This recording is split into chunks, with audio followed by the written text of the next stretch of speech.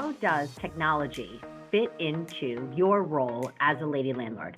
Well, today I am answering your questions from the Lady Landlords Facebook group, all about how to use technology for tenant management and to put in systems to be more efficient.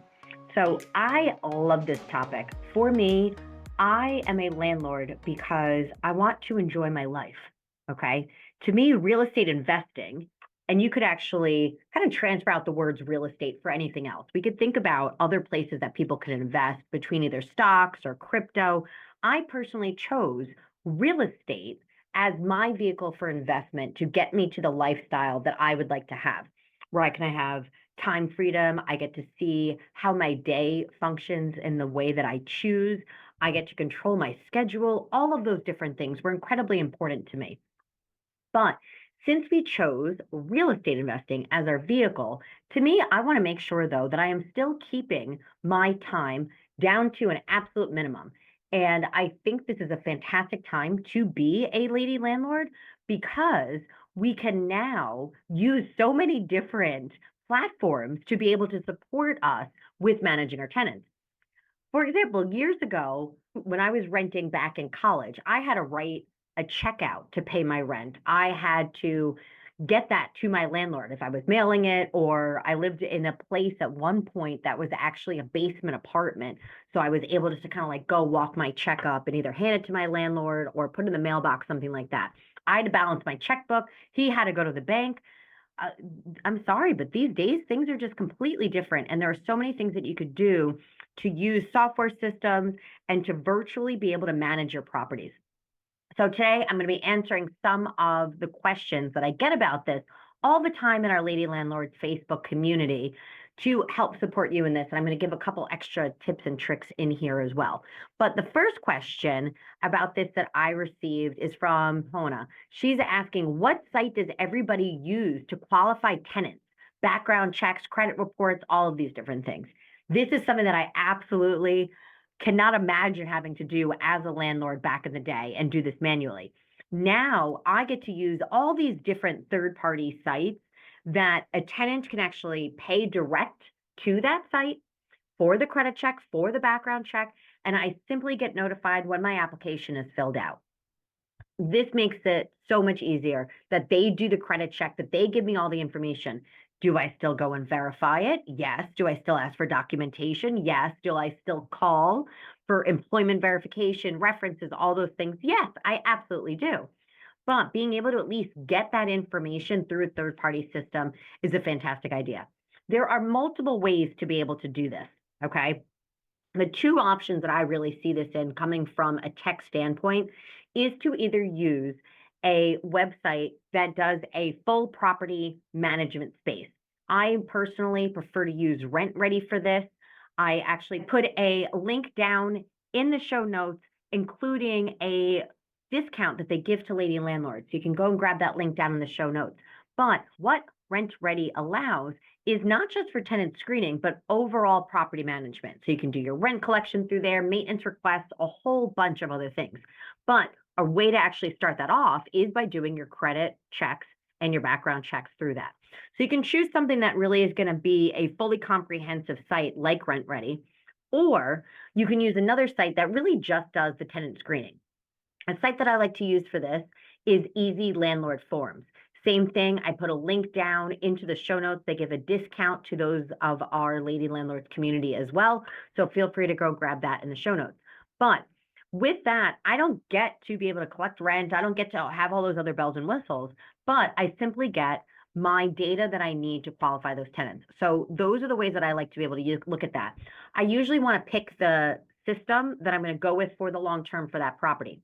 So if I plan on using a property management software for that specific property and for the rest of my portfolio, I'm going to use Rent Ready. If I'm just doing a one-off and that's something that I feel confident with the rest of my management processes, then that's something that I personally use Easy Landlord Forms. So that's a great way to be able to do it.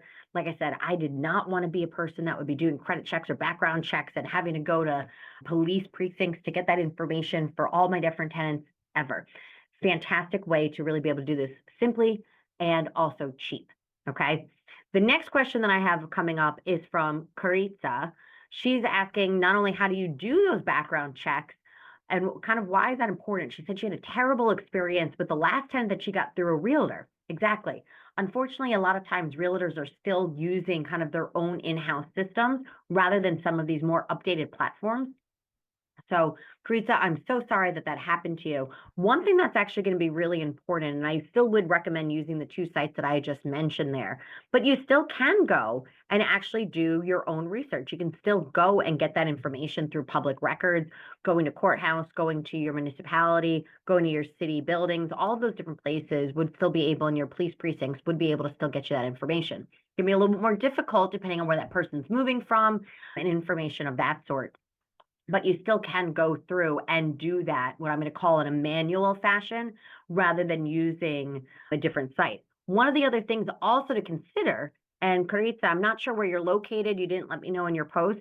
So this might have been a situation where you are, but do know that different localities have different regulations on tenant screening.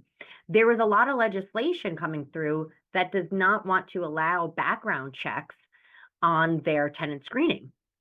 A lot of places are actually saying now you cannot check for previous evictions, and you cannot then therefore decline housing based on somebody being evicted by another landlord. There are some places that are also saying background checks should not be allowed. There are also some places that are even trying to ban credit checks. So therefore, then you wouldn't even be allowed to run a credit report. So Caritza, you possibly are in an area where you just cannot do background checks. Also, remember when you're doing a background check, and I don't know if this happened in your situation, but a background check would also include if a person was actually found guilty of said activity. Okay. So if it was something where they were just charged with, maybe they were still arrested with, those things might not be then in that background check. That would not necessarily show in that space. So that could have also been a situation where maybe they were still kind of going through court, or once again, maybe they were not found guilty or pled guilty to that. And then therefore that did not make it to their record. What's interesting about background checks is there are places where people that either got multiple speeding tickets or parking tickets, in some places when those kind of get added up, unfortunately, there can be larger charges because of that. There could be warrants put out for people, and that can actually make somebody that had a parking ticket look like they have a worse criminal record than somebody that went through and was either maybe found not guilty or then was not charged for some other reason within our justice system for something more severe. But what's interesting is that you can actually have somebody and receive a background check that'll say, hey, there's criminal activity, and you could have somebody with parking tickets just as much as you can have somebody that was a sex offender, and all of a sudden now you're getting responses back from background checks. And that's one of the reasons why you're starting to see more legislation pop up in many places to say, hey, this is something that we might want to consider not allowing for tenant screening. So Caritza, I want to encourage you to get to understand and know your local laws, because that might have been the reason why your tenant got through that realtor, because maybe they weren't actually privy to that information, and maybe that's not something they can actually check where you are. Or maybe they just did not do a good job. And once again, I hope that you go and use a couple of the sites that I also mentioned in the beginning of this episode. Next question I have coming up is from Kimmy. Kimmy Fernandez, she's actually been one of our longtime members in Lady Landlords. So happy that she wrote a question in for this. She's saying now, here we are at a time when she needs to start thinking about her tax information for her rentals. She says just moving forward, she wants to be able to use some type of software for this.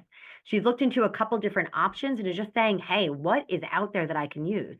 What's great is that if you are using one of those overall property management systems that I mentioned in the beginning here, a site like RentReady, that will actually help you to be able to gather your information. The reason for that is because if you're collecting payments through any type of software, you will then have a record of what that looks like. So you can really divide that up per unit, per property, if per LLC, however you really have that structured there. So you can also use something of that nature, and that'll kind of have it a little bit more automated coming in, right? So that's kind of one spectrum of the side of something, Kimmy, that you could be able to use there. Another option would be really to be using more of an accounting type system, something like QuickBooks. I'm a huge fan of QuickBooks, very easy to understand reports, very easy to input information, but with something like QuickBooks, you actually have to input that information And because you're not having those tenants pay directly through that site like you would through a rent ready or a property management system. So once again, if you want to fully automate it, I'd recommend going with something like a rent ready. But if it was something that you wanted more in the accounting space, then I would look at something called QuickBooks. The other option, kind of once again, a little bit more on the DIY version, but once again, still also having it be through software, is I am a huge fan of Google. I have to be honest. I love Google Docs. I love the Google Drive. I have everything stored there. And it's a place where I spend all of my time when I'm really putting together my paperwork. I just absolutely love the ability to share from there, the ability just to have easy functionality. I also happen to be a little bit of an Excel nerd. So now that Google has Google Sheets, I really kind of enjoy that. And that was for a very long time, Kimmy, how I used to track all of my real estate. To be honest, when I first started out and was using Excel still back in 2018, 2019, before I fully moved over to Google Sheets, I tracked every single penny that was coming in and out of my household, not just mine, but also my husband's. And I was able to do that through using a lot of the different formulas through Excel that now I can do through Google Sheets. Same thing. It's only as good as the information you put in. So if you're saying, I don't want to have to put in what my tenants paid me every single month, I don't want to track that, I don't want to have to add in late fees. Once again, something more like a rent ready and an overall property management tool is clearly going to be a better fit for you. But on the other side of it, if you're really saying that that's a space that you want to be able to be in, I would set up a simple Google Sheet. If that is something that, once again, you like to kind of nerd out on Google, on Excel, in spaces like that, there's also templates that you can start to look for through Google as well that will also give you a little bit of a prompt for what you need to have done in real estate. So those are kind of three different options, deciding on how much you want to kind of do yourself versus how much you want to have automated. My last question today is from Alicia. Alicia's asking a great question here. What does everybody use to monitor and protect deeds for their properties from being fraudulently changed? She's really kind of worried about that identity theft here.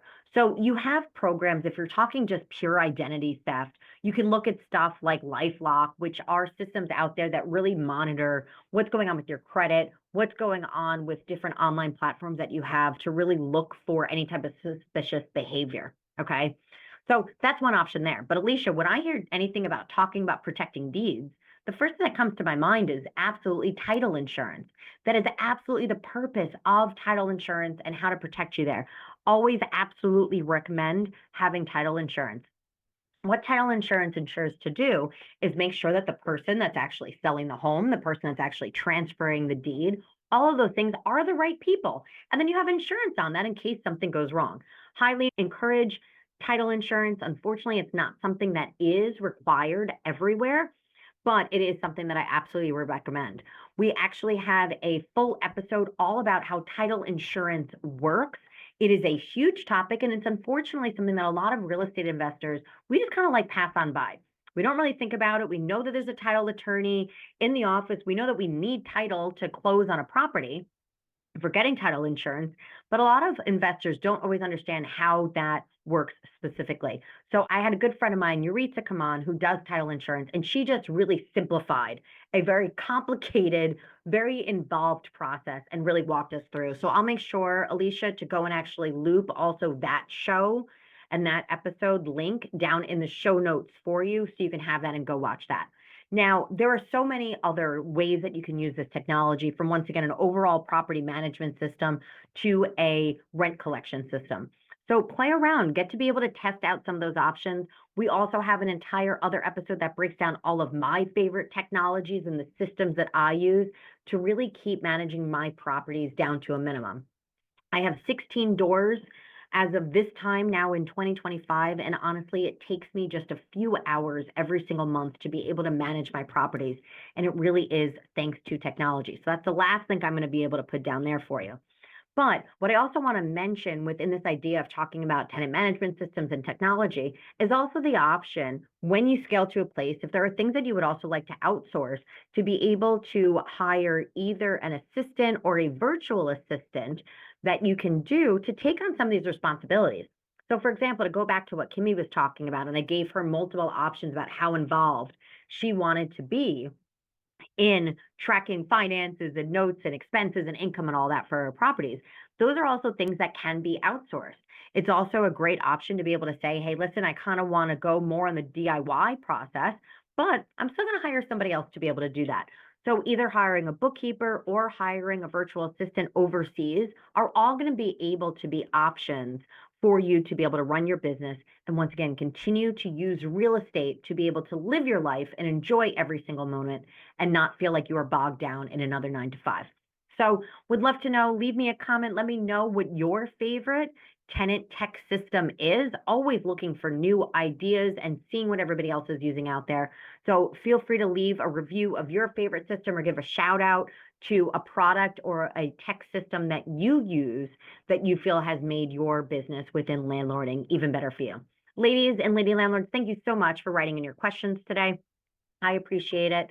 Please do make sure for any of our listeners out there that you do hit that subscribe button so you do not miss the next episode of the Lady Landlords Podcast. We release new episodes every single Tuesday. Thanks so much and see you next week. Thank you for listening to the Lady Landlords Podcast. If you're feeling stuck in your real estate investing journey, visit lady-landlords.com to book a 15-minute orientation call with me and see if you're ready to join our mentorship program. Or you can subscribe to our newsletter and join our Facebook group for exclusive real estate investing tips and offers. Invest with confidence. Become a Lady Landlord today.